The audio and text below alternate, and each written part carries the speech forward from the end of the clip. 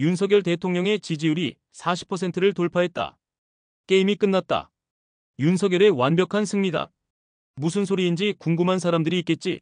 개돼지들의 지능을 가지고 있으니까 이 지지율이 무슨 의미인지를 이해를 못할 테니 아리안의 피와 유전자를 가진 본자가 이걸 상세하게 풀이함과 더불어 앞으로 윤석열 대통령이 어떤 포지션을 취해야 하는지에 대한 답을 알려줄까 한다. 자, 윤석열 대통령의 지지율이 40%를 돌파했다는 것의 의미는 윤석열이 탄핵을 당하고 조기 대선이 이루어진다 하더라도 차기 대통령 결정권을 윤석열이 가지고 있다는 의미가 된다. 즉, 윤석열이 탄핵에 대비하여 자신을 계승할 후임을 찍어놓고 지지자들에게 이 사람을 차기 대통령으로 만들어달라는 이 한마디 혹은 뉘앙스만 보여줘도 이 사람은 바로 차기 대통령 당선이 확정이 되는 것이다. 즉, 자기가 탄핵을 당하고 설령 감옥에 수감이 되는 상황이 생긴다 하더라도 차기 대통령이 즉각적으로 사면복권을 시킴과 더불어 이렇게 될 경우 윤석열 대통령이 차차기 대선에까지 출마할 가능성까지도 열려있다는 의미다. 물론 파면당한 대통령이 다시 대선에 나올 수 있을지 여부는 법률적 검토가 필요한 부분이겠지만 미국 트럼프의 사례를 보자면 한국도 불가능할 부분은 아니라고 보여진다. 윤석열 대통령은 바로 차기 대통령을 결정할 실제적인 권한을 현재 손에 쥐고 있는 것이다. 자신의 지지율 40%를 자기 후임에게 그대로 넘겨주게 되면 이 40%는 대통령 당선의 확정적인 지지율이기 때문에 무난하게 당선이 될 수 있다.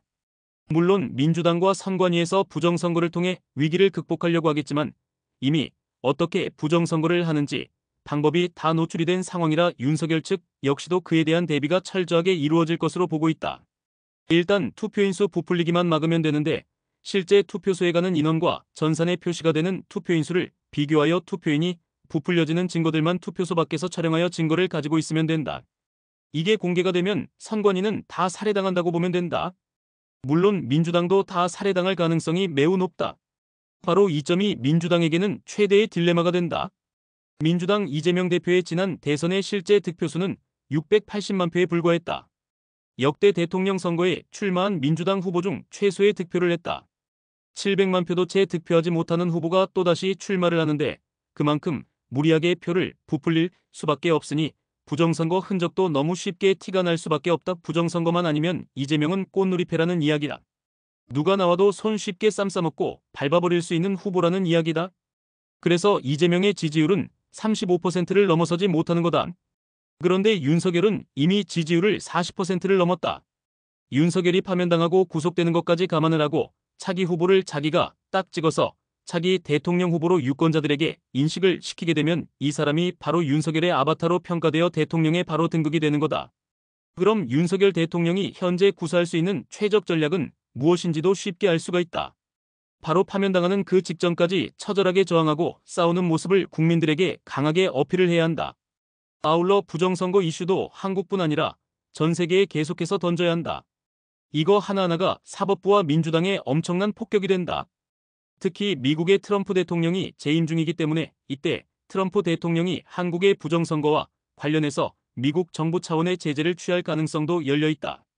베네수엘라 대법관을 개인 제재한 것과 꼭 같은 방법의 제재를 한국의 사법부 판사와 민주당 국회의원들을 상대로 전개할 수 있다는 이야기다. 이렇게 되면 얘들은 한국에서 은행 거래, 자녀 교육도 전부 다 망한다. 무조건 현금만 써야 하고 증권, 은행 계좌도 전부 개설이 불가능하며 이미 개설된 통장도 전부 차단당한다. 왜냐하면 미국 정부가 제재한 사람과 거래하는 경우에도 미국은 세컨더리 보이콧으로 해당 금융기관을 함께 제재를 가하기 때문이다. 즉, 부정선거로 제재를 당한 사람의 통장을 개설해 줄 경우 그 은행도 함께 미국의 제재를 당한다는 이야기다. 사실상 은행이 망해버리는 거다. 차명계좌 말고는 쓸 수가 없다는 이야기다. 물론 차명계좌도 뽀록나면 그 사람도 인생 망한다. 그러므로 윤석열 대통령은 파면이나 구속에 대한 걱정은 할 필요가 없다. 최후의 그 순간까지 처절하게 저항하고 싸우는 모습, 대한민국 국민들의 주권을 되찾기 위해 희생하는 모습으로 철저하게 이미지 메이킹해서 헌재와 민주당과 싸우는 모습을 연출만 해주면 된다. 그를 통해 지지율을 50%만 확보를 하면 모든 상황은 완벽하게 끝난다. 설령 파면을 당한다 하더라도 이때 자신이 믿을 만한 사람에게 후사를 맡겨놓으면 그 사람이 바로 국민들의 압도적 지지를 받고 차기 대통령에 아주 손쉽게 당선이 되는 시나리오다. 여기서 윤석열 대통령이 주의할 점이 있는데 절대 국민의힘 내부에서 후임을 찾아서는 안 된다는 점이다.